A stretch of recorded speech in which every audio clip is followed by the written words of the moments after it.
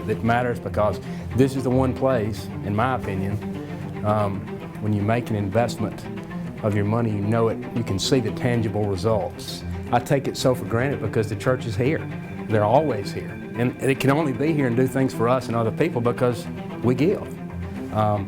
If we didn't give, if we weren't stewards of the Lord's money and give it to the church, I can't imagine what we would be without the church being there for those type needs.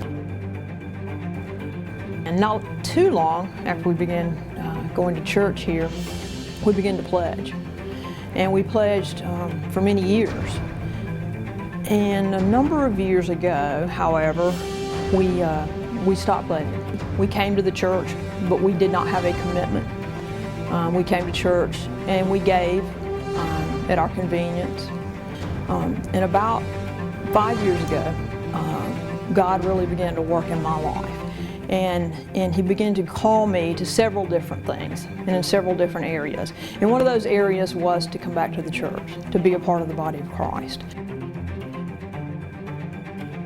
Our giving changed 4 years ago, Cassandra's and mine did, when we took the Crown Ministry course here offered by the church. Because in that course we learned a way of thinking about money and a way of thinking about things that we hadn't before. And that is the Bible verse that says, "Everything in all heaven and on earth is yours, O Lord, and this is your kingdom." Which beat the point home to us that our money is God's and that everything we have is God's, and we're merely users of that. We're merely stewards of that. There are those months where we have unforeseen expenses and we see that tithe and we think the math doesn't add up and there's no way we're going to make ends meet this month if we do the tithe. And so the temptation is to not do the tithe that month. But what we've seen is that if we go ahead and do it, that's when the miracle of God's providence kicks in.